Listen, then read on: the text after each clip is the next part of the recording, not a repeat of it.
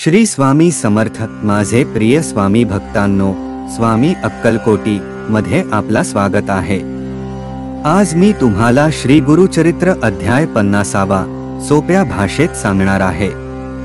ह्या अध्यायाचे पारायण मुळे दुःखद व्याधी बऱ्या होतील, दूरस्थ गुरुची साक्ष पटेल।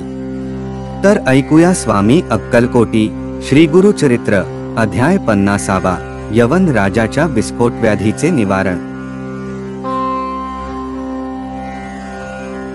श्री गणेशाय नमः। सिद्धनाम धारकास म्हणाला, वत्सा, श्रीपादवल्लभांनी एका परिटास तू पुढील जन्मात राजा होशील असे वरदान दिले होते। ती कथा तुला माहीतच आहे। तो परीट पुढे यवन धर्मात जन्मून बिदरचा राजा झाला। राज ऐश्वर्याचा उपभोग घेत असताना पूर्वसंस्कारांना अनुसरून तो ब्राह्मणांचा, हिंदूंच्या देवदेवतांचा आदर ठेवायचा। यवन धर्मगुरूंनी त्याच्या मनात हिंदूंविषयी द्वेष निर्माण करण्याचा पुष्कळ प्रयत्न केला, पण त्याने कोणाचेही ऐकले नाही। पुढे ह्या राजाच्या मांडीवर गळू झाले, ते उपचारांनीही बरे होईना। त्याने ज्ञानी ब्राह्मणांना उपाय विचारला, मग त्यांच्या सूचनेनुसार तो वेषांतर करून एकटाच पापविनाशी तीर्थास गेला। त्या तीर्थात भक्तिपूर्वक स्नान केले। तेथे एक संन्यासी भेटला। राजाने त्याला गळू दाखवून उपाय विचारला। संन्यासी म्हणाला, तू एखाद्या सत्पुरुषाचे दर्शन घे, त्याच्या कृपेने तुला बरे वाटेल। मी तुला एक कथा सांगतो, म्हणजे तुझी खात्री पटेल। अवंती नगरीतील एक आचारभ्रष्ट ब्राह्मण नेहमी पिंगला नामक वेश्येकडे जात असे। ऋषभ नावाचा एक महायोगी त्या वेश्येच्या घरी भिक्षेसाठी आला असता ब्राह्मणाने व वेश्येने त्यांची मनःपूर्वक सेवा केली। त्या दोघांना आशीर्वाद देऊन ऋषभ निघून गेला। ह्या पुण्याईने तो ब्राह्मण वज्रबाहू राजाच्या सुमती नामक पत्नीच्या पोटी जन्मला। ती गरोदर असताना तिच्या सवतीने मत्सरग्रस्त होऊन तिच्यावर विषप्रयोग केला। त्यामुळे तिच्या सर्वांगावर भयंकर फोड उठले। त्यातच तिची प्रसूती झाली। विषामुळे बालकाच्या अंगावरही भयंकर फोड उठले होते। राजाने खूप उपचार केले, शेवटी त्यांचे हाल पाहावेनासे झाले। तेव्हा राजाने त्या दोघांना घोर अरण्यात सोडून दिले। राणी आक्रोश करीत पुढे निघाली। तिची अवस्था पाहून गुराख्यांना दया आली। त्याच्या सांगण्यावरून ती पद्माकर नामक वैश्य राजाच्या नगरास गेली। राजाला भेटून आपल्या दुर्दैवाची कहाणी ऐकविली।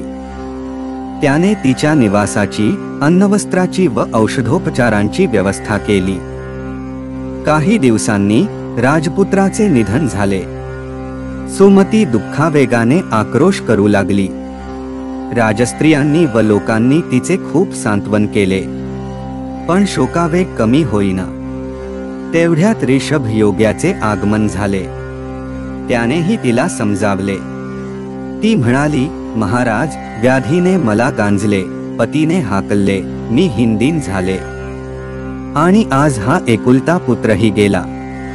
माझ्या जगण्याचा अर्थच संपला। देवाने मला मरण द्यावे। ऋषभला तिची दया आली। त्याने अभिमंत्रित भस्माने राजपुत्रास जिवंत केले। मग त्याच भस्माने त्या मायलेकरांना पूर्णतः व्याधीमुक्त केले। सुमतीने कृतज्ञतेने योग्याचे पाय धरले। तिला आणि राजपुत्राला कल्याणपर आशीर्वाद देऊन ऋषभ निघून गेला। ही कथा सांगून तो संन्यासी यवन राजाला म्हणाला, तू गाणगापूरला जा, तेथील नृसिंह सरस्वतींचे दर्शन घे, तुझे कार्य होईल। त्याप्रमाणे तो राजा गाणगापुरात आला। श्री गुरूंची चौकशी करीत संगमावर गेला। त्याला पाहून श्री गुरु म्हणाले, काय रे परिटा, आजपर्यंत कोठे होतास? ते ऐकताच राजाला पूर्वजन्माचे स्मरण झाले।